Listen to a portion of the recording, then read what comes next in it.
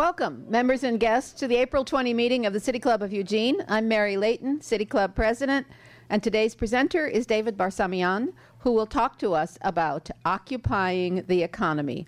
The coordinator of this program is Dan Bryant.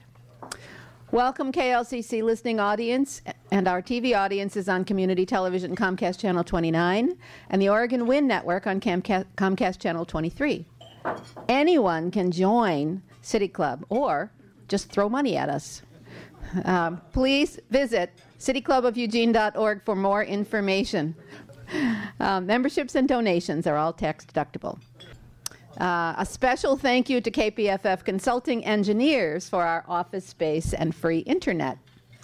Thank you also to sponsors Lane County of Governments, Dotson Photography, John Brown, Evans Elder and Brown, Associated Students of the University of Oregon, and my own institution, Network Charter School, which even as we speak is working on gardens and commons and forest areas all over town today in celebration of Earth Day and as part of our community service.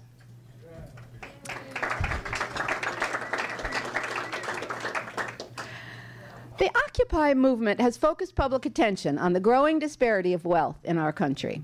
Previously at City Club, we heard from local scholar John Bellamy Foster, best-selling author Paul Pearson, and Americans for Prosperity spokesperson Carla K. Edwards. They provided their perspectives on economic issues and related public policies. All agree that there are fundamental problems in the current system, but their diagnosis of the problems and their solutions vary widely. National radio personality David Barsamian will offer City Club another perspective on this complex issue. In his new book, Occupy the Economy, Challenging Capitalism, which is on sale in the vestibule, he interviews prominent economists Richard Wolff to probe the root causes of the current economic crisis, its unjust social consequences, and what can and should be done to turn things around. While others blame corrupt bankers and unregulated speculators, or the government, or even the poor who borrowed, Barsamian and Wolff claim that the causes of the crisis run much deeper. They reach back to the 1970s, when capitalist system itself shifted, ending the century-old pattern of rising wages for U.S. workers. They argue that this shift led to the creation of an ultra-rich 1% and a much poorer 99%. Since the shift, they believe that economic injustice has become chronic and further corrupted politics. The Occupy movement, by articulating deep indignation with the whole system, mobilized huge numbers who seek basic change.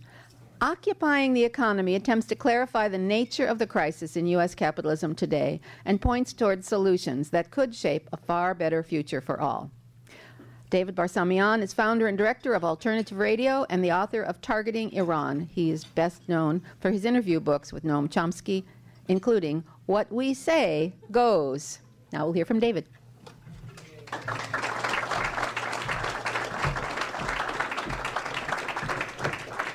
Thank you very much, and wonderful to be in Eugene.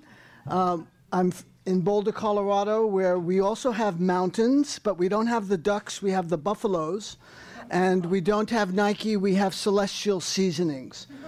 So it's wonderful to be here, and thank you for inviting me. The Wall Street Journal, that well-known radical leftist daily newspaper, owned by Rupert Murdoch, incidentally, in today's front page story says economic reports fans fears, dimmer jobs picture and sluggish home sales cast doubt on recovery's footing. Rising layoffs, falling home sales, slowing manufacturing activity are all mentioned as contributing to yet another stall in the much vaunted recovery of the recovery of the recovery. In yesterday's New York Times, another very radical newspaper, a front page story mentioned that 1 in 5 Americans who have mortgages is underwater. So there's There's obviously some very serious economic problems that the country is facing, and one of the issues, of course, that we talk about in Occupy the Economy, Challenging Capitalism, with Richard Wolff, is the economic system. Is it performing, and is it doing the best it can optimally for a majority of the citizens in the country? And I think the evidence points out, particularly since the 1970s and 80s, that wages have flattened out, that productivity has increased. People are working longer and longer hours, taking on 2, 3 jobs, and nevertheless, they have not seen a growth in personal income. Things have gone rather flat. I don't usually like to quote Thomas Friedman in the New York Times, but in today's Register Guard, that's Friday, April 20th, this is Friedman's first 2 or 3 paragraphs. I had to catch a train in Washington, D.C. last week. The paved street in the traffic circle around Union Station was in such poor condition that I felt I was on a roller coaster. I traveled on the Amtrak Acela, our sorry excuse for a fast train, on which I had so many dropped calls on my cell phone that you'd have thought I was on a remote desert island, not traveling from Washington, D.C. to New York. When I got back to Union Station in Washington, the escalator in the parking garage was broken. Maybe you've gotten used to all this and have stopped noticing. I haven't. Our country needs a renewal. Then Friedman foolishly goes on to recommend the presidential candidacy of Michael Bloomberg, the mayor of New York, who's being called Mubarak Bloomberg these days for his very punitive attacks on Occupy Wall Street. Now, some of you have just, of course, gone through the income tax period. People dread taxes in the country. The tax code is a labyrinth that few citizens dare to enter, except for the rich and powerful who hire lawyers and accountants to figure out ways to game the system. One corporation, actually it's Rand, Ingersoll Rand, and I learned this from David K. Johnson, a very good expert on financial issues. They paid $26,000 a year to maintain a P.O. box in Bermuda. I guess you all have P.O. boxes in Bermuda, so this is not anything new to you, but there may be some people that don't have P.O. boxes in Bermuda. So you may have to ask, well, what's the advantage of having a P.O. box in Bermuda? Well, that little trick saves you $40 million a year in corporate taxes. Not bad. Taxes on the wealthy used to be high during the Eisenhower years in the 1950s, a fairly conservative period, which saw tremendous economic growth. The tax rate for the haves was 91%. Today, it's a third of that, and few actually pay that much. In true Orwellian fashion, if you raise these issues, you are accused of class warfare. And just watching Goebbels TV, also known as Fox, on Thursday, April 19th, sorry to offend anyone who's an advocate of Fox News, Dick Morris was being interviewed by Greta Van Susteren, in herself one of the most appalling of the media anchors. And Dick Morris, who was a former Clinton advisor, was claiming over and over again that Barack Obama was waging class warfare, that he was out to get the rich. In other words, Morris was defending the 1% against the 99%, and Greta Van Susteren was kind of, just cheering him along. Well, there is class warfare, all right, and it has been successfully waged, as no less an authority than Warren Buffett has said, by his class, by the 1%, against everyone else, and it's been rather successful. From the boarded-up storefronts to foreclosed homes to the homeless and unemployed, the signs of decay in the United States is all too apparent. I was just in my hometown about 3 weeks ago. I've been on a nonstop speaking tour, New York City. And was walking late at night on Madison Avenue from the 50s to the 70s. I don't know if any of you appreciate that particular area of Manhattan. It has some of the most elite, the chicest chi-chi stores, antique shops, clothing stores, jewelry stores, etc. If it were not just the boarded up for lease empty shops, as I was walking on this like 25 block area, practically every single doorway had a homeless person sleeping in it. Here in arguably the world's richest city, in the world's richest country. It was rather stunning to see that. I mean, we have homeless in Boulder. I see them at street corners. They go out very early in the morning. Public parks have become kind of flop houses, you know, Hoovervilles, as they would have been called in the 30s, because people don't have jobs, don't have places to sleep. Now, what does that say about an economic system where there's an enormous amount of work that needs to be done? Some of the things that Friedman outlines in his column, the fact that we have such a poor transportation system, that, you know, we need more connectivity in terms of internet access, and all the work that needs to be done. There's all this work that needs to be done. There are all these people over here who are out of work or who are underemployed, and we cannot get those two things together. I think that speaks to some systemic problem of the economic system. The political class, pretending to care about the 99%, and here I include the Republicans and the Democrats, there's, you know, 6 degrees of separation, have little to offer beyond boilerplate rhetoric. We hear about the virtues of hard work, if only there was work to be had. From the White House to the State House, citizens are treated to a smorgasbord of slogans, all capped with the inevitable "God bless America." Abroad, the imperial machine, war machine grinds on. The state-of-the-art warships rule the 7 seas, and Air Force, second to none, commands the skies. Meanwhile, back in the homeland, there are signs the servants are getting increasingly restless. Occupy Wall Street might rock the powers of structure sufficiently to generate the radical change so urgently needed. Like that well-known substance, capitalism has hit the fan. The statistics are numbing and do not convey the suffering and trauma our fellow citizens are enduring. Gone up in smoke are their savings, pensions, homes, and jobs. Poverty is at record levels. For too many, dreams and hopes are shattered. And like the Howard Beale character in the classic Sidney Lumet movie Network, people are yelling, "I'm as mad as hell and I'm not going to take this anymore." Occupy Wall Street has gone global. People are in the streets from Greece to Spain to Italy to the United States and saying, enough, we are the 99%. There's widespread recognition that the economic crash is not just a result of greed and arrogance and lax regulation. You know, all the explanations we've gotten that have been cascading from the media anchors almost nonstop since 2007, 2008, when the so-called downturn started.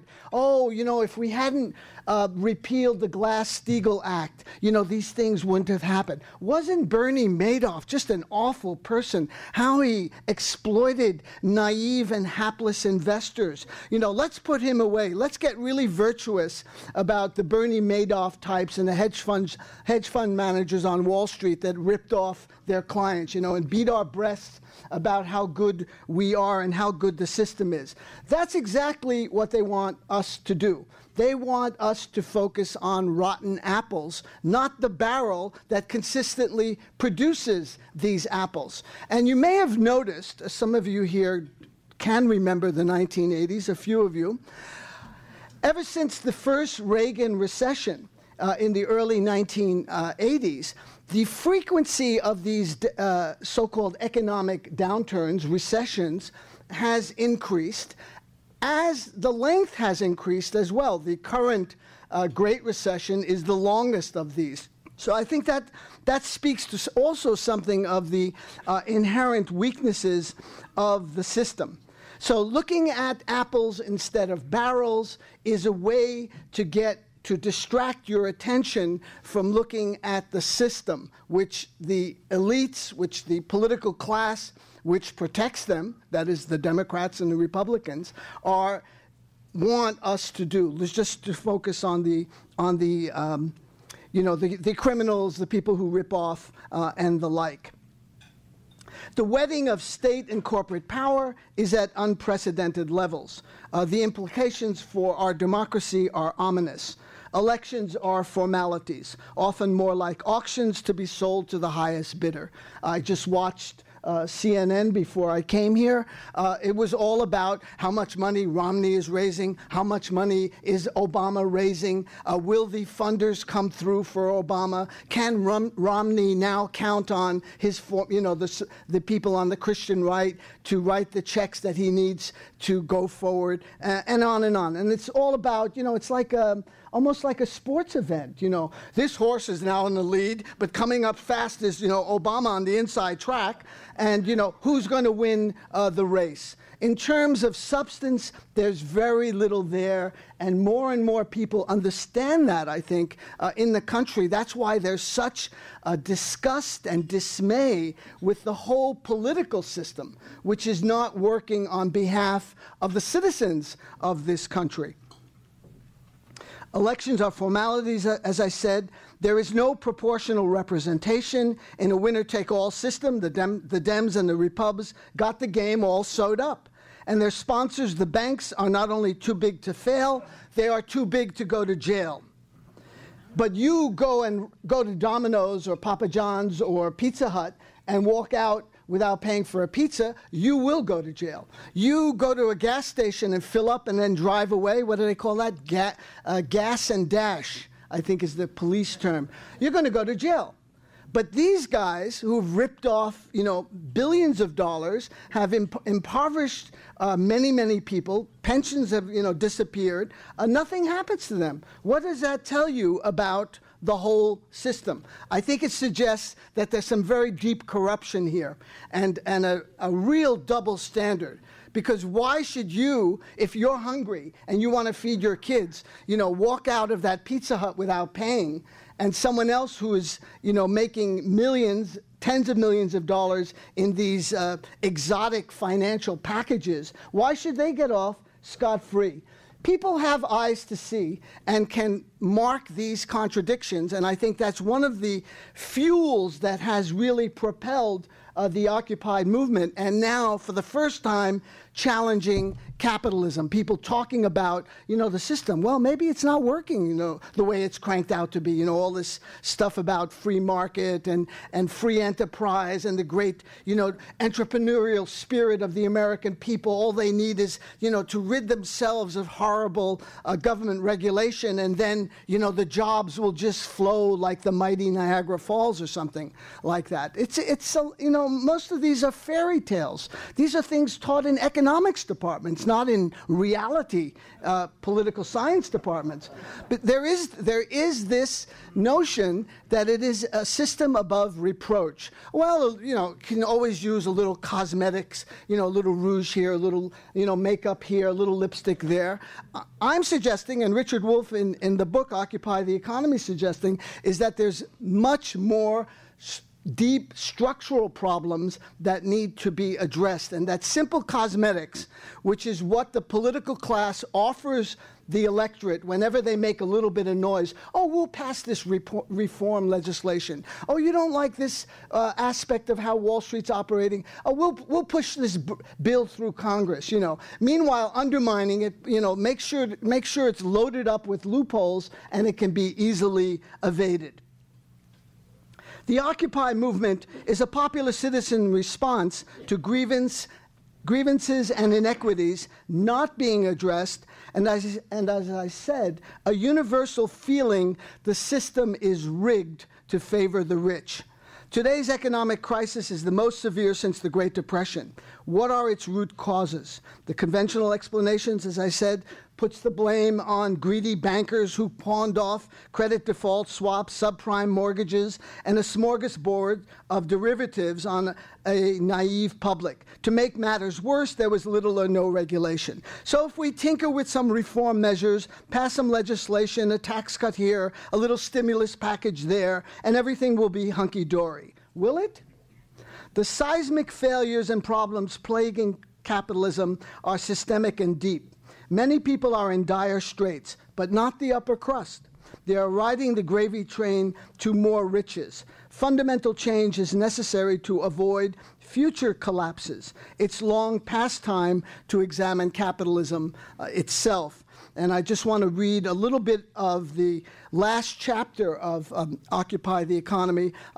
Another book that I'm touring with is Noam Chomsky, How the World Works. Rather a modest title that only someone of Chomsky's stature would use. But this, too, has a lot about the economic system. And it was in the early 80s, as Chomsky and others have really pinned it down, when this huge seismic shift happens in the U.S. economy, where wages go flat, profits go sky high, CEO bonuses and packages go, again, off the charts. And that has continued for 30 years. And now, after 30 years of unrelenting class warfare, people are pushing back and saying, no mas, basta. We've had enough. And that's what the Occupy movement is about, and that's why it is the most exciting political development in the United States, certainly since the late 1960s and early 1970s. So I speak all over the U.S., in support of Occupy movements. The tents are now gone. The encampments are gone. It's now the spring offensive, which will be launched very shortly, perhaps on May Day, on May 5th. There's actions planned all over the country. I suspect there'll be more of a mobile nature. There won't be these fixed locales where the police can easily find people. So look for an Occupy in your neighborhood coming soon, in a new format. And Richard Wolff says, Occupy is a dramatic break from the past being, well, we just need a little reforms here and there. From the start, the movement has addressed the deplorable greed and injustice waged against the 99% by the capitalist system and the resulting displacement and suffering it has brought. It wasn't that long ago that Alan Greenspan, the former chair of the Fed, was going before House and Senate committees, and he was being treated like a god. Do you remember that? They called him the master of the universe, the genius, someone, that comes along once, in a century. And, he's one of the intellectual authors of, the current Great Recession. And he then had, he said after the crash that he never expected anything like this to happen. Well, those representatives, our so-called representatives, Peter Fazio and some others being excluded from that group, but those people in the House and in the Senate who represent corporate power, not people power, they swallowed that line, they swallowed Greenspan's line, hook, line, and sinker. Now Greenspan is nowhere to be seen. So Richard Wolff says, the conditions that produced and drive the Occupy movement are not being offset, compensated, or removed. The class war against the 99%, that is us, continues. The political system, what some call the two wings of one business party, will not create the opening in democracy necessary to turn things around. Plutocracy, rule of the rich, will spend lavishly to remain in control. Political dysfunction and economic dysfunction keep reinforcing one another. All of the corruption, corporate welfare, and class war that drove the movement into being still exist. Growing numbers no longer stand on the sidelines and listen to the cheerleaders, praise the system as it attempts to take away jobs, homes, and dignity. It's time to challenge the system and occupy the economy. Many Americans, with the Occupy movement as a dynamic example in progress, are ready to begin to move in a genuinely new social direction. So I think, on that note, maybe we can close with my, informal presentation. And I understand there's a question in the audience. Yes. Our first questioner is Timothy A. D., Director of Oregon Economic Forum at the University of Oregon. Professor Day earned his BA in economics in 1991 from the University of Puget Sound and his MS and PhD in economics in 1998 from the University of Oregon. He worked in Washington, D.C. for the U.S. Department of Treasury as an economist in the International Affairs Division and later with the G7 Group, a political and economic consultancy for clients in the financial industry. He was responsible for monitoring the activities of the Federal Reserve and currency markets. Tim then returned to the University of Oregon in 2002. He's the author of the University of Oregon, I like this, this is a whole list of indexes. The University of Oregon Index of Economic Indicators, the Central Oregon Business Index, the Lane County Business Index, and the Portland Metro Business Index. Tim has published in the Journal of Economics and Business and is currently a member of the Oregon Governor's Council of Economic Advisors. Tim? All right, thank you very much for that presentation. So my question is, in order to move the Occupy movement from rhetoric to reality, what three concrete policy options would you present that are actually likely to be able to move forward? Three concrete policy options. Well, a radical restructuring of the tax code, the elimination of loopholes so that the haves pay their fair share. They're averaging now 1/3 of what the tax rates were in the 1950s under Eisenhower. If Eisenhower were around today, he'd be regarded as a wild-eyed Marxist, by the way. He's the one who also warned the country about the military-industrial complex, which has grown exponentially since 1961. I would also recommend a second political party. I don't know about you. But I've had it with the Democrats and the Republicans. There isn't that much difference between the two. There is some differences on social issues, on issues of U.S. foreign policy. There's incredible uniformity. They all believe in the empire of bases. They all believe in U.S. militarism, and the U.S. has a destiny to rule the world and to impose democracy on countries that are very different from the U.S., that have different traditions. Shall I name a few of them? You know who they are. And, even now, as we speak, Pakistan is being bombed, Somalia, Yemen, Afghanistan, etc. That kind of thing is going on all the time. So some kind of political overhaul. I'm not a great believer in elections anymore, not under this current system, not in the winner-take-all, not with the lack of choices. What are we going to face in November?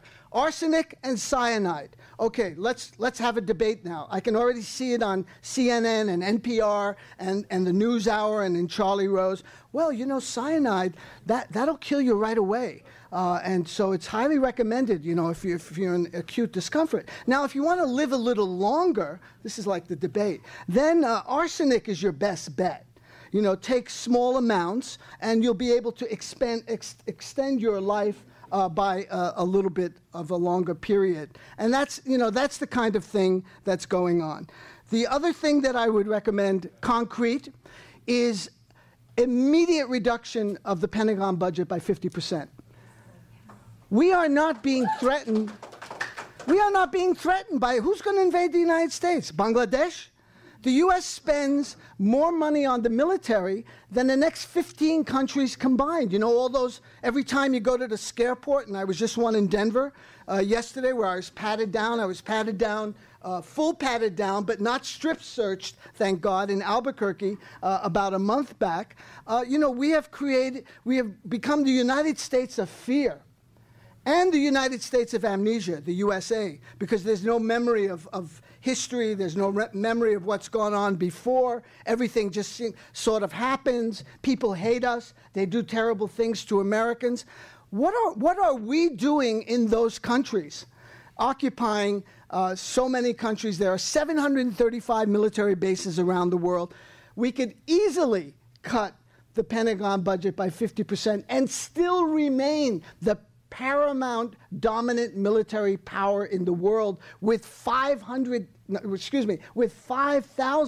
weaponized nukes, on ICBMs that could be launched very, very quickly. So this notion of a massive military machine, I think, is false. Obama has said repeatedly that he wants the United States, and he intends to make sure that this happens, has the greatest military machine, the strongest military force in the history of the world. Why doesn't he say we want the best healthcare system in the history of the world, or the best education system, or the best public transportation system, or the best environment? Why is he committed to the military-industrial complex? Hint, where might some of those campaign contributions be coming from? Gee, I don't know. Northrop Grumman, Lockheed Martin, Boeing, here in the Northwest? Of course that's where the money's coming from, and he's answerable to them. He's answerable as, I'm not singling out, it's not just Obama, it's all of them. They're answerable to the check writers. They only care about us the day of the election. We're supposed to go out and vote, then go home and watch Law and Order and Seinfeld reruns and keep our mouths shut for the next 4 years, then come out again 4 years later and vote for another candidate. This business as usual has really, I would say, infuriated the younger generation to their credit, and that's why they are at the center of the Occupy movement. Thank you, David and Tim. Now it's time for you to form your own questions as a table. Remember that only members may present questions, but everyone can participate in drafting them. You're tuned to KLCC Eugene 89.7, 90.5 KLCO Newport, KLFR Reedsport 89.1, and at 88.1 KMPQ Roseburg, KLFO Florence, KLBR Bend, and on the web at klcc.org. You are listening to the City Club of Eugene. Our program for today, April 20th, features David Barsamian, who will now answer members' questions about his talk on occupying the economy. Welcome. I'm Paul Thompson. I've been a City Club member for a couple of months. Anyway, our table appreciated you being very specific about the answer to the first questioner, and we wanted to augur in on the second political party aspect of what you said, and specifically to have you comment about the one or two specific things that you do to affect electoral reform in the country. Thank you for that question, Paul. Well, first of all, as was brought to my, I was reminded once again, we have something from the Stone Age that dominates the political system, and that's the Electoral College, something that is anti-democratic at its very core. Because we face, and it has happened several times in U.S. history, where candidates for the presidency get a majority of the vote, but do not get a majority of the Electoral College. So if you or I, let's say, were running for president, very unlikely possibility, but let's just say that we could win, if we win New York, California, Washington, Oregon, Texas, and Illinois, we'll win the election. Even though we lose 40 states, millions of Americans vote against us. So that's something that I think demands immediate attention. It's amazing that this antediluvian device, the Electoral College, continues. It's very telling that there's been no movement from either of the two political parties on that. Another obvious thing that comes to mind is why are national elections held on Tuesday? In every other political culture that we know of, they are on Saturday and Sunday. That's when elections are held. That would, I think, have a dramatic impact. Of course, nothing would be more dramatic than a second party, but we're assuming certain things here. Another thing is that each of the states has its own very antique laws regarding registration and voting procedures. And now I must say there's a very disturbing trend going on in our country, which is a revival of Jim Crow voting laws that, you have to provide certain types of identification. This will inhibit people from voting. So I think that's I think another very dangerous trend right now. But have you, any of you, I'm sure some of you in this audience have moved, and then your polling place changes, then you have to re-register. I mean, this is hard work. It's not simple. There should be a uniform, I think, uniformity in all the 50 states for voting in terms of registration, because each state has created incredible bureaucracies around this.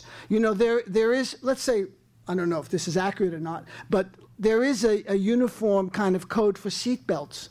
In Oregon, the law is not different from Mississippi or Alabama or from New Jersey. It's across the board. So I think those kinds of things could be introduced that would greatly improve and enable more people to participate. And of course, eliminating money from public campaigns.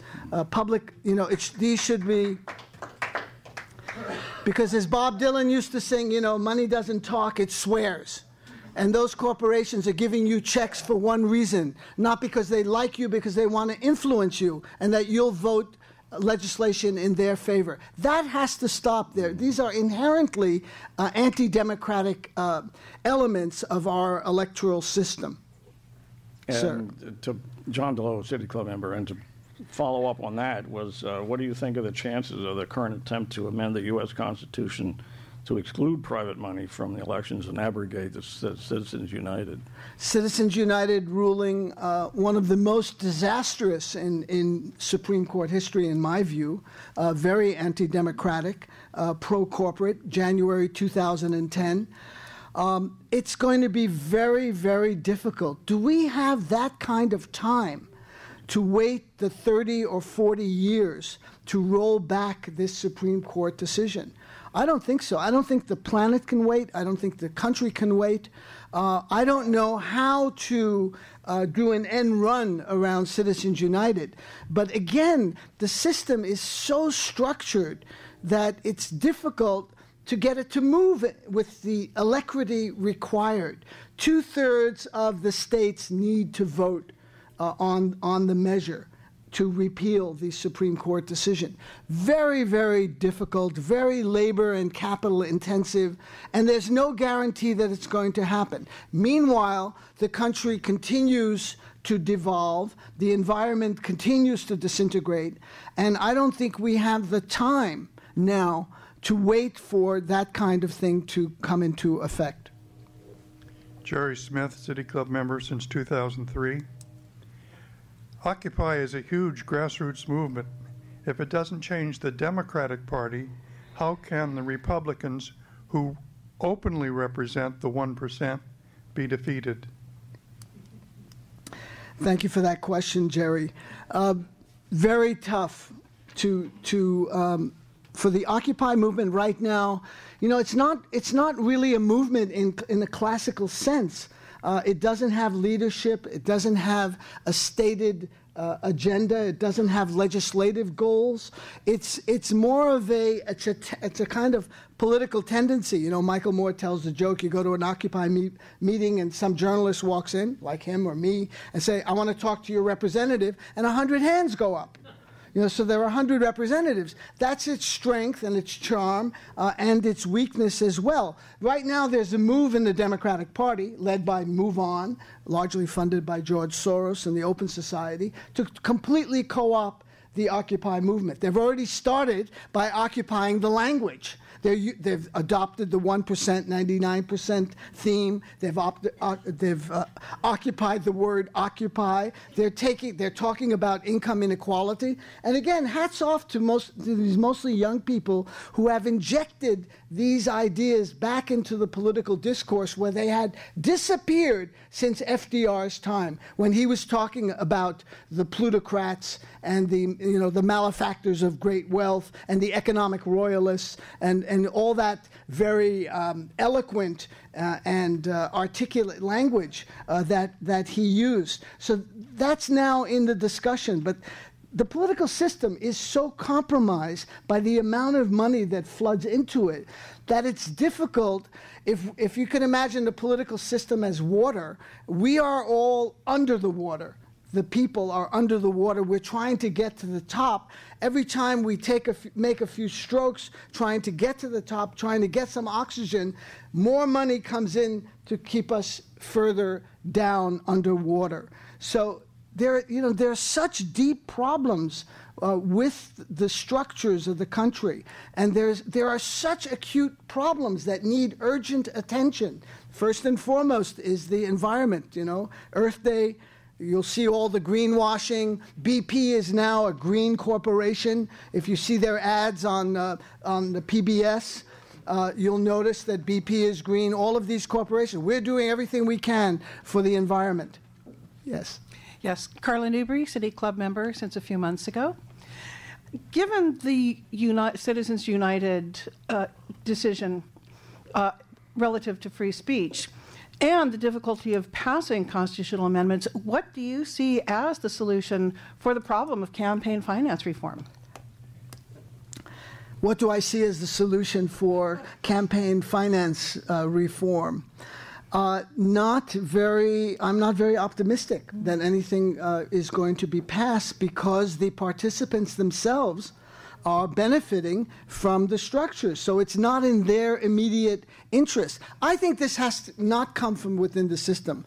I don't think we have to spend too much time on elections anymore, because they don't really mean very much. I think we need heat in the streets. We need pressure from below. That's how women got the vote. Not because some president woke up in the White House one day and said, gee, this is immoral, this is unethical. Women can't vote in our country.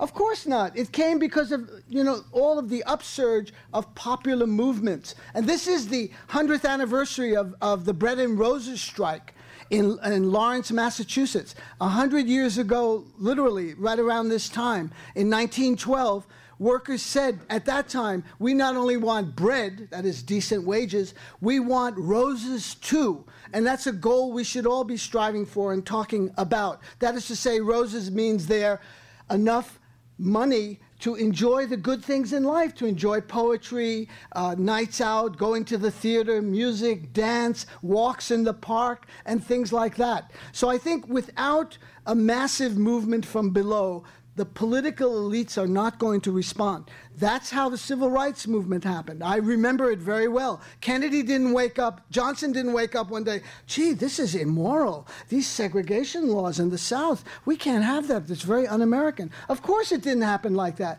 It happened because of the Greensboro lunch counter sit-ins. It happened because of the buses, the Greyhound buses, the Freedom Rides to the South. That broke the back of segregation. And then the political class, always opportunistic, said, you guys are absolutely right, and we're going to take all the credit, and we're going to pass the Civil Rights Voting Act, and that's how that came about. Same thing with the Vietnam War movement. Heat in the streets made that war come to an end.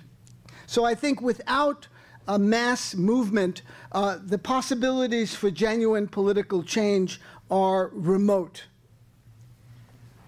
Judy Sawyer, City Club member, I think you just answered my question.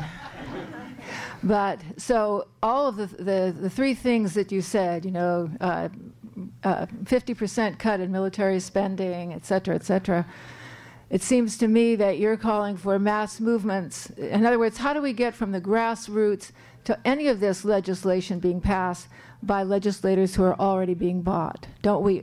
Isn't that the way we have to go?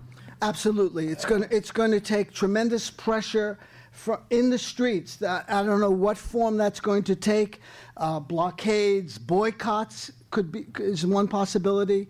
Economic pressure, but that's when the political class will respond, when they feel that their interests are being threatened, that their power is being threatened. Then they come up with answers. Then they respond. Other than that, it'll be business as usual.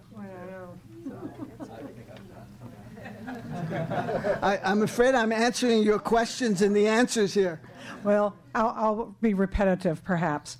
You mentioned about how things can change, although I think you mentioned Janet Calvert, City Club member, mentioned that the electoral process was bankrupt, didn't work.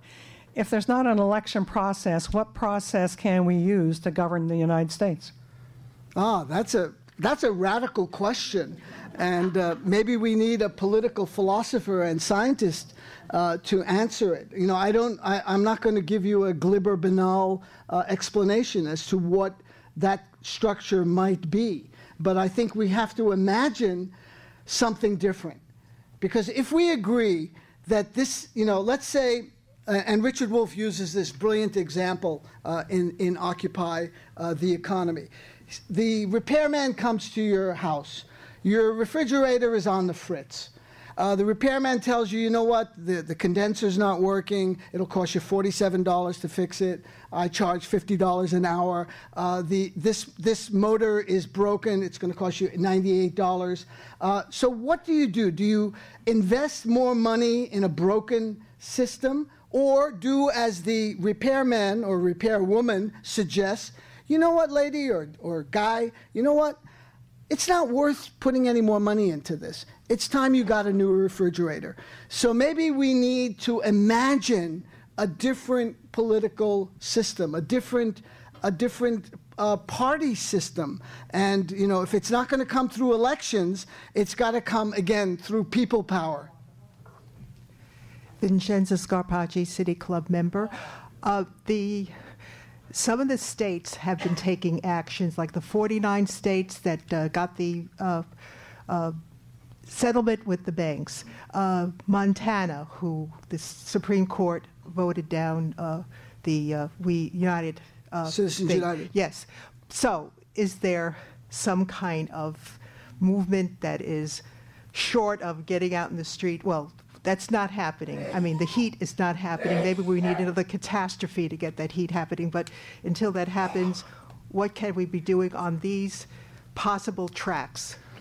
That's a good point. And there is a move to amend, which seeks to repeal Citizens United. But, that's going to take a long time.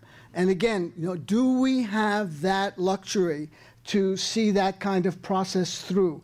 I would like to, leave you with a sense of optimism, but I doubt it. What you can do, well, the Occupy movement is happening. It is generating heat in the streets. It is going to come back. The Montana State Supreme Court just about a month ago ruled that the Montana state law prohibiting corporations to fund political campaigns was valid, and that the Supreme Court decision did not apply. Now, that is being challenged, of course, by the corporations, and this will be heard in the United States Supreme Court. So, again, it's really tough with the structures that are aligned against the citizenry of this country, the power blocks that are limiting democracy, diminishing a democracy, because there's one thing that elites fear, and that is the demos. What is democracy? Demos, the people. Krasi, a system of rule of the people. Politicians love to pay lip service to democracy, freedom, liberty, all of these other words that, flow from their lips, like cherry blossoms in this bloom in the spring. But they don't really believe in it because the practice is against democracy. It is for plutocracy. It is for concentration of wealth. This is being broadcast on KLCC. I began at a community radio station in Boulder, Colorado, because I was fed up with the corporate control of the media. You know how many corporations controlled the media when I started in the late 1970s? 50 corporations. And I thought, this is not a good situation. You know what the number is today? 5. 5 corporations dominate what most people see, hear, and read. And so it's remarkable, again, that the Occupy movement, mostly led by young people, but not entirely, has been able to break through the networks of propaganda and all of the inventions and fabrications about the so-called free market and the democratic society that we live in. Yes, thank you. Frank Gibson, and city member since 1990, and our question comes from the table over there.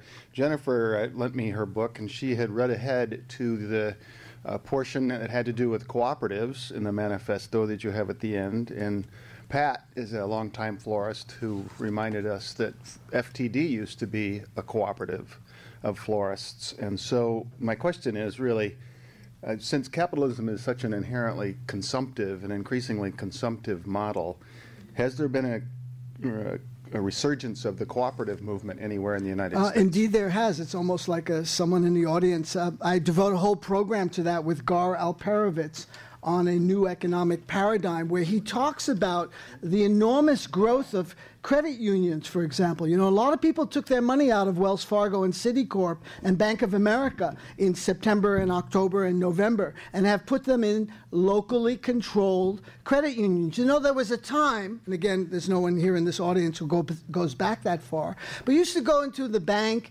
and, the bank would say, "Hey, Joe, how are you? How are the kids? Oh, we got a picnic this afternoon." It was like a family affair. The banker knew you, you knew the banker. All of that has changed now. In fact, every time I go into Wells Fargo, there's a new set of cashiers back there. The turnover is remarkable. I don't know what's going on exactly there. But there has been a huge growth of co-ops. You've seen the farmers market all over the country thriving, more and more farmers markets, cutting out the middle corporate money that intercedes between the grower and you, the eater, the consumer. There's also CSAs, which have skyrocketed, community-supported agriculture. These are subscriptions that you take to support farmers markets. So that is a growing movement. You see it on a fairly low scale right now, but I think that's an area of tremendous growth and promise, and democratizing the economic system in the sense that it's keeping the capital at home rather than moving it out to Benton, Arkansas, where Walmart has its headquarters, or wherever Bank of America and Wells Fargo are headquartered. So keeping the economy local is certainly one response to corporate control. Jerry Diethelm, a City Club member. Your analysis is compelling and moving. I can see a lot of people listening very hard to that, and I'm wondering if you could help us in kind of a summary sense imagine what a reformed capitalism would look like. I mean, what dimensions would that have that we could carry away and work on individually in the various sectors that we all we specialize in one way or another. But I think we need an imagined new capitalism. FDR saved it in his time, supposedly. I mean, that we read that. How would we save it in our time? If we could. Well, is that refrigerator that I described earlier worth saving? Do you want to invest more money into a fridge that's not going to work for you, that you're going to have to call the repairman out every 6 months, every 3 months, until you have to call them out every single day? Well, are you saying then that we should not then try to save it again and actually try to invent a whole new system? I am saying that. Exactly, and that's what this book is about. There are very specific recommendations about creating an alternative economy. It doesn't happen overnight. It happens poco a poco. It happens paso a paso, step by step, little by little. But it happens in your communities. It happens when you organize and act together, because one of the techniques of power is to atomize us, is to isolate us, to put us in front of a screen, be it a computer screen or a TV screen, and think our activism merely consists of sharing emails. I'm sorry, sharing emails is interesting. I do it myself.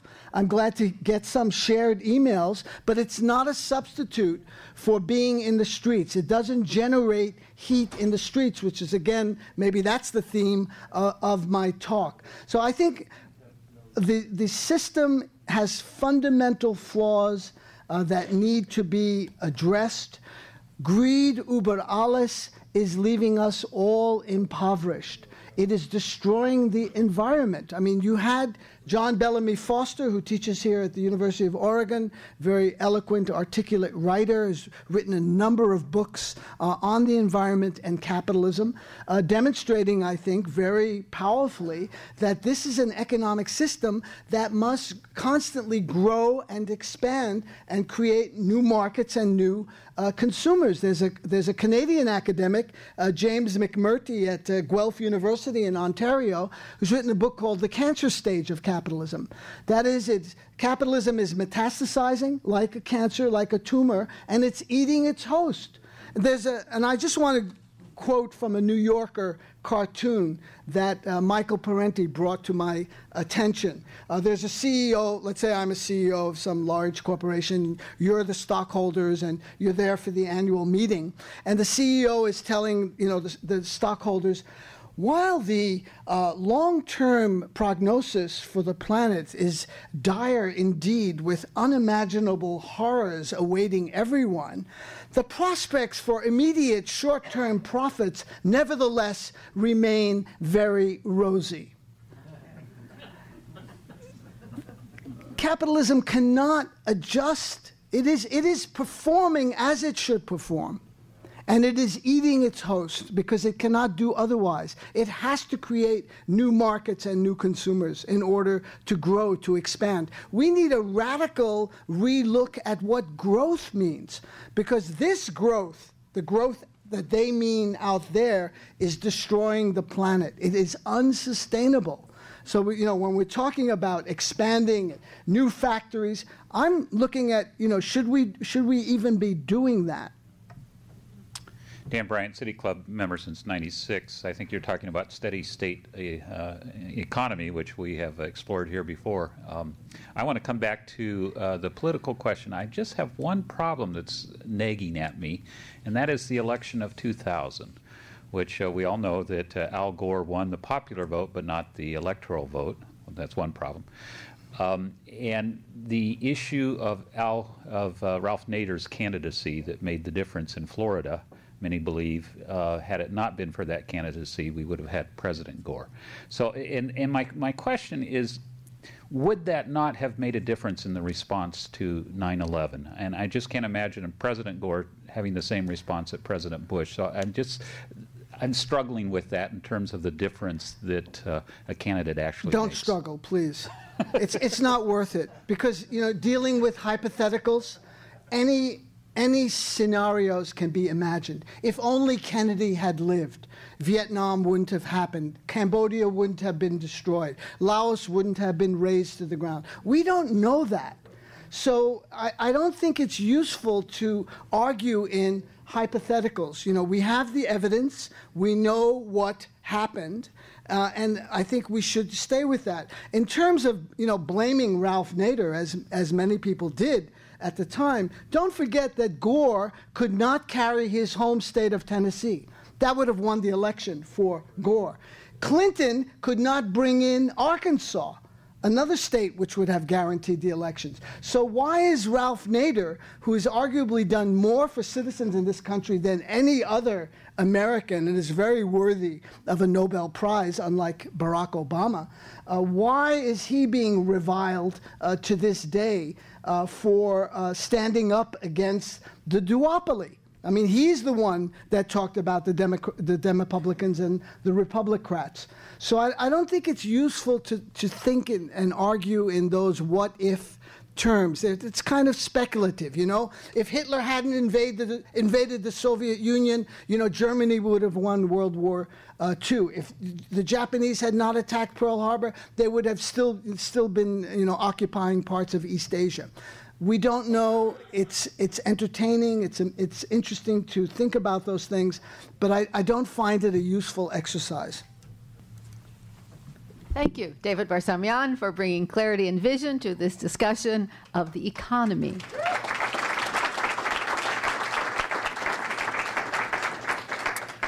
Visit our website, www.cityclubofelugene.org, for upcoming program details and to view our newsletter. We meet next on April 27th at the Eugene Hilton 12th floor ballroom to hear from LTD General Manager Ron Kilcoyne about the current state and future of public transportation. We've heard debates about MX. This one is a big picture. What do we need in the way of infrastructure for transportation in order to grow the way we want to grow? So we hope to see you there and look forward to it.